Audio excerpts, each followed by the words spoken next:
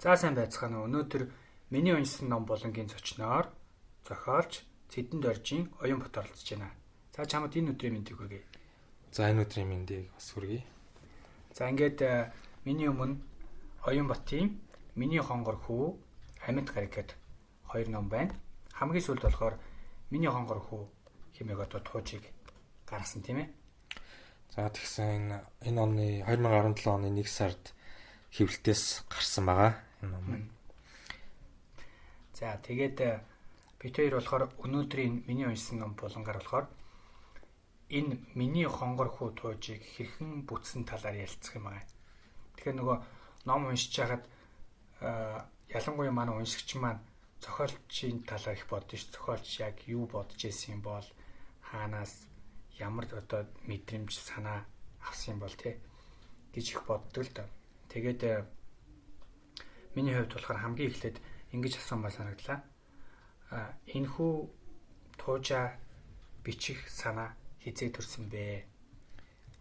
За энэ Миний хонгор хүү номыг бичих санаа болохоор анх ер нь 10-аад жилийн өмнө анх төрж исэн юм байна. 2006 онд ер нь бол хятадд явж байгаад тийм хүмүүсийн дунд тарсан аман ярианаас сэтгүүлж одоо тэр үед одоо сэтгүүн анх гарч ирсэн гэсэн үг л дээ. Тэгээд энэ ном болохоор түрүү жил 2016 онд бичиж эхлээд ерөнхийдөө 7-8 сар бичээд дуусгасан. Тэгээ хэвлэлтэнд өгсөн байгаа. За үйл явдал болохоор Миний хонгор хүү номонд одоо өнөөгийн монголчуудад тулгамдаад байгаа асуудал, аюул тэр талаар төлхөө оруулъя гэж бодсон. Яагаад тэгэхээр одоо 1990-ад оноос хойш Монгол улс маань чөлөөт арчсан нийгэмд орсноос хойш ер нь гадаад руу ажиллаж амьдрах эрх нээлттэй болсон. Дэлхийн аль ч орн руу аялдаг болсон л доо. Тэгээд тэрний хажуугаар бас хүний наймааны хэрэгт холбогдох. За харт амхны гэмт хэрэгт холбогдох явдлууд бас нэлээд гардаг болсон. За энэ хэрэгүүдийн оргил үе нь болохоор 2000-аад онд ер нь бүр оргил үе байсан. Би бас энэ талаар нэлээд судалгаа явуулсан л та өөрийнхөө хэмжээнд. Тэгээд за жишээ нь Хятад улс, Малайз, Тайланд зэрэг улсуудад харт амх хуулбсаар зөөрлөх хэрэг бол маш хүнд ялтай. Цаазаараа авахулах хүртэл тийм чанга хуультай байдаг. Тэгээд монголчууд маань харт амх одоо хэлээр хуулбсаар зөөрлөх нэгээ бас өргөтөж тэр амар хялбар аргаар мөнгө олох гэсэн хүсэлтэн дөрөөлөд ингээ хэлээр гаргуулах энэ байдлаар одоо гэмт хэрэгт түлхэх иймэрхүү явдал нэлээд газар авсан юм байлээ. Тэгээ одоогийн байдлаар миний олж мэдснээр бол нэг 70-80 монгол хүн харийн шоронд харт амхны хэрэгээр одоо хоригдож байгаа. Янз бүрийн ял одоо жилээр бүр зарим насан туршдаа хоригдох ч юм уу. За бүр цөөн хэдэн хувь нь дээд хэмжээ авцсан ч байх юм уу. Тиймэрхүү байдлаар явж байгаа. За 2006 онд болохоор Миний хонгор хүү гэдэг энэ нэр нь бол өөрөө учиртай. 2006 онд болохоор Хятад улстай хэлжсэн тийм залуухан хос хүүхдээ хүний наймаад хэрэгт одоо хүүхдээ хулгаад алдсан. Тэгээд тухайн үедээ болохоор нэлийн эрэл хайгуул болсон. Зөвхөрлөлтгүй хайсан. Тэр талаар ер нь тэр хэрэгээс л ерөнхийдөө санаагаа авч битсэн юм байна л да. Тэгэхээр Миний хонгор хүү тууж болохоор тэр алгуулсан хүү тэгээд эргэн тойронд гав ээж одоо гэр бүлийн хамгаалахаар одоо тэмцэж байгаа тухай ер нь төлхөө гарах болно. За энэ ном маань болохоор бас хоёр туучтай. Удаах тууж нь болохоор Хот шөнөнд төгсөн тууж байгаа. Тэр бол хэлтэнд гарсан уу? Энэ номондоо багтцсан. За. Хочин тууж болохоор ер нь мөрөдтэй тоглоомчны амьдрал гарна л да. Одоо бас залуучууд маань за одоо ер нь эрчүүд маань ч юм уу мөрөдтэй тоглоомд нэлээд донтох. Орчхороо гардггүй. Тийм, орчхороо гардггүй. Одоо покер, казино цагаар амьдралаараа тоглолцсон ч нэм тохиолдлууд сөөнгүй би. Тэр талаар яг өөрийнхөө хэмжээнд багсаг санаагаа оруулж энэ туучийг бичсэн юм аа. Тэгээ ийм 2 туучтай ийм ном байгаа. Ерөнхийдөө бол гол хэлэх гэсэн санаа минь бол монголчуудад одоо тулгамдаад байгаа энэ нийгмийн эмзэг сэдвийг л бичгийг оролцсон. Тийм ном да. Магадгүй нэг хэзээ нэгэн цагт сайхан кино зохиол болж магадгүй юм байна. Би бас тэгээ бодлоо л та. Яг нэг тийм үйл явдалтай. Тэгээд маш сайхан зохиол кино болцсон байдаг. Тэрийг үзээд бүр ойлгох тохиолдол бас гарч ирсэн. Хизээж л тэг нэг бас нэг сонин үйл явдалтай кинолд бас нэг хил мэл дээр болоод. Тэгээд одоо ингээд номоо ингээд бичиж яхад юу нь яаж зохиолч хүмүүс таны хувьд одоо өөрийн чинь хувьд яаж одоо онгод гэж хэлэх үү? Тийм ээ одоо яаж зохиолоо бичих? Хэдийн үед нь тэрийг бодож тунгааж бичдэг юм бэ? Энэ талаар ярил. За миний одоо өөрийн үндсэн ажил болохоор Mobicom-д холбооны инженер хийдэг л дээ. За энэ мэргэжлэр бол 10-аад жил ажиллаж байна. За энэний хажуугаар бас зохиолч болсон үе нь бол сүүлийн 3-4 жилийн хугацаанд бичиж эхэлсэн. Сонирхол тийм ээ. Тийм, ер нь бол хоббигоор бичиж эхэлсэн л дээ. Тэгээд за яванда за ном гаргаад үзье. Ер нь хүмүүс яаж хүлээж авах нь вэ гэж зэд бичиж эхэлсэн. За бичих одоо бичих үеийг болохоор яаж гаргадаг вэ гэхэлэр мэдээж гэртээ орой ирээл ингээл хүүхдүүдээ одоо унтсан хон ч юм уу нэлээд тийм намуухан тайван орчин бүрдүүлж чаад бичихгүй бол бас анхаарал төвлөрөхгүй бий. Тэгээд эсвэл одоо хүүхдүүдтэй нэг зурагт мөрөгт үзүүлээд ч юм уу анхаарал томоотой суусан үеэс нь хойш өөрөө нэг чихвч мөвчээ зүүж чаад ч юм уу хөгжим сонсонгоо миний хувьд бол тэгж бичдэг. Тэгээ компьютер дээр тэгээд бичглээр ер нь нэг бичээд эхлэвэл ер нь анхаарал нэлээд төвлөрөөд за ер нь өдөртөө нэг 2-3 цаг бичээд авах юм болчтой л доо. Тэгээд унттлаа. Харин одоо л тэр чинь асуудал юм шиг байгаа шүү дээ. Одоо орчин үеийн хүмүүс чинь ерөөсөө анхаарал нь ерөөсөө төвлөрөхгүй тийм ээ. Маш хурд ингэ сарнждаг шүү дээ. Тэгээд зохиол бичнэ гэдэг бол асар их төвчээр дээрээс нь анхаарал. Тэгээд одоо өдөр шөнөгүй л бодож явна шүү дээ. Зүгээр ганцхан ихтэй бичихгүй шүү дээ. Зам дугуйлмжаар алхахтаа ч юм уу ажил дээрээ багтаал гэсэндээ санаа орвол ингээд тэмдэглэж авдаг л гэдэг. Яг тэр хэсэгтээ тех шиг. Надад нэг жижигхэн тэмдэглэлийн дэвтэр үйл дээ. Би тэрэн дээр янз бүрийн санаа орсныгоо тэмдэглээд орчдөг. За тэгээд тэрийг дараа нь харж агаад за энийг бичээ гэж ер нь бичээд эхэлжтэй. Тэгээ яг бичснийгээ зүгэлдэг ч юм уу. Тэгээ манай ажил гэр хоёрын хооронд бол нэг явган би өдөр болгон ажил руугаа алхдаг л та. Ойрхон л та тий. Тэгээ нэг 15-аас 20 минут л алхахтын талтай нэг талтай. Тэгээ алхаж байхдаа ер нь бол байнга зохиолол аль болох зохиолоо бодож авахыг хичээдэг. Би яг чамд тэр талаар чи яриулах гээл байн бодож явдаг. Тэгэл унтж байхдаа өглөө босоод шүдээ угааж байхдаа хүртэл ингэж боддог үлгэд байгааг. Тэгээ бас байнга 24 цаг бодоод байчих бас болохгүй л дээ. Ажиллаа хийн. Бодон заяа. Бодоод хамгийн гол ингээд нөгөө бүр сүүл рүүгээ бүр тэрийгэ бодсоргаад гадаа орчин юу болж байгаа зарим үед бүр анзаарах сөхөөгүй тийм болох тохиолдол бас байдаг шүү дээ. Магадгүй бид нэр ном уншихтаа бас тэгдэгтэй адилхан. Тийм ном уншихтаа бас анхаарлаа нэлээд төрүүлрүүлээд бас орчноос тасрал уншсан л та. Тэр шиг л бас зохиол бичигтэй. Ер нь би их олон зохиолчийн одоо ярьслахаас уншиж байсан. Тэгэхэд бол эхний мөрийг бичихэд хэцүү байдаг. Тэгээд нэг бичээд эхэлчихвэл ерөнхийдөө цаашдаа ингээд шуудраа явцдаг гэдэг шиг. Миний хувьд ч гэсэн бас ялгаагүй тийм л байдаг.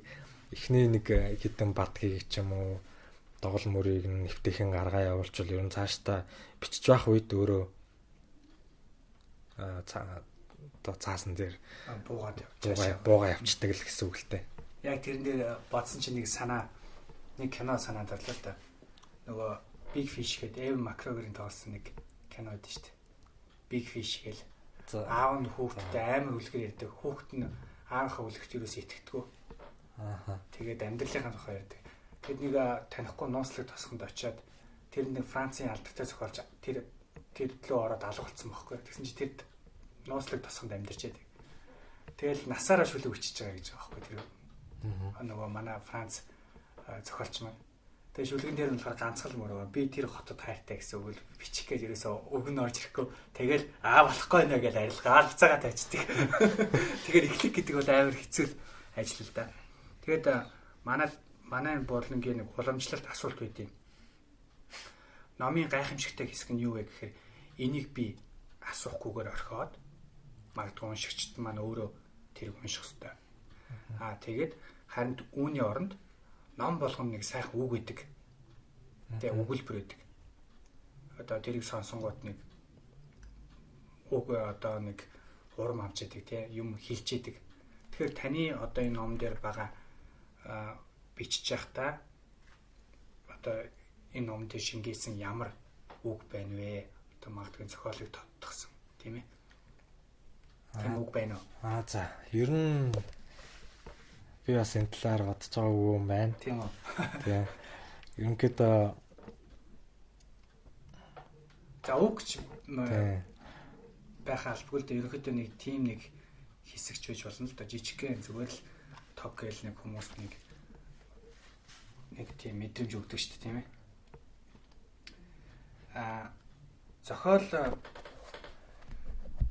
Зохиол бүтээлээ одоо дараа бол дараагийн зохиолдоо бол ингээд өргөжлүүлээд дараа зохиол бичин тийм ээ. Өргөжлүүлээд одоо ер нь зохиол дээр ажиллаж байгаа юу?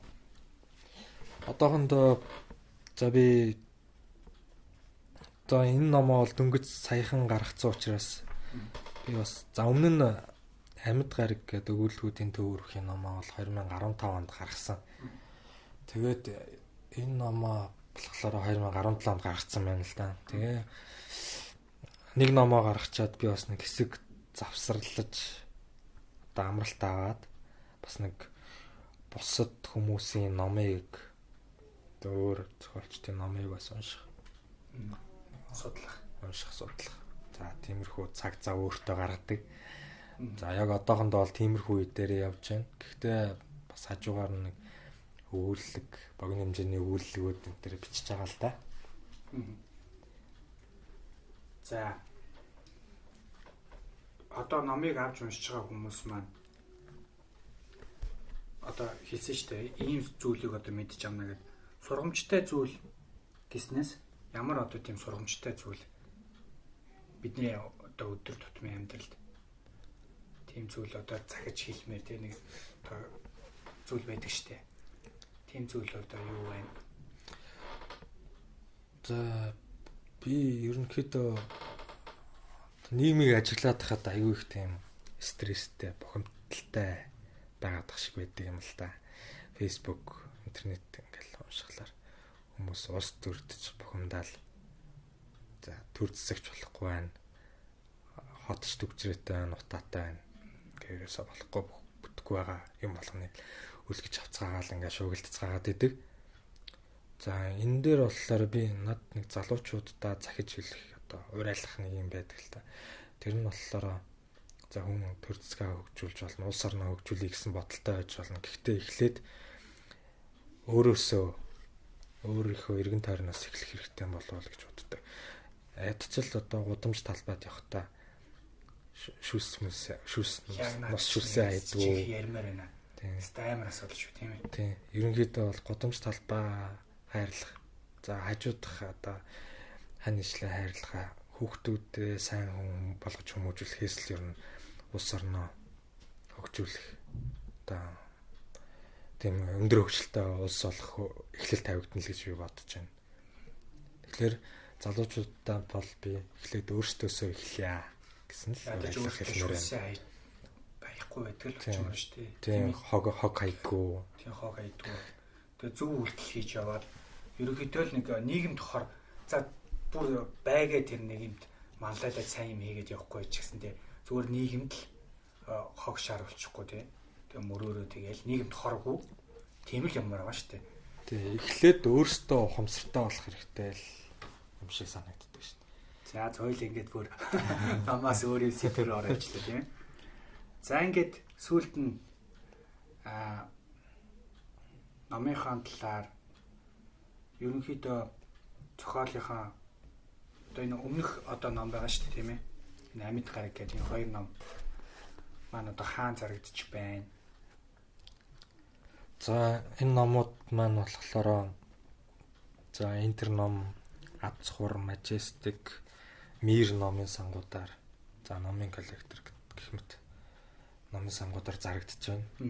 За мөн энэ сүүлийн ном маань болохоор бас одоо төсөөлөж чинь бүх юм хөгжөөд хүргэлтээр зардаг болсон байна. Тийм үйлчлэгээ бий болчихж. За наад чинь гоё санаа шүү тийм ээ. Хүргэлттэйгээр зарагдаж байгаа. За ингээд сүүлийн одоо мөчийг танд үлдээ. Та номынхаа талаар ярьж болно. Өөр одоо ямар хэлж ярихаар зүйл байна. Зохиолчны үед. За миний хувьд болохоор за шинэхэн зохиолчлоо. Дөнгөж 2 дахь бүтээлээ саяхан гартаж аваад байж байна.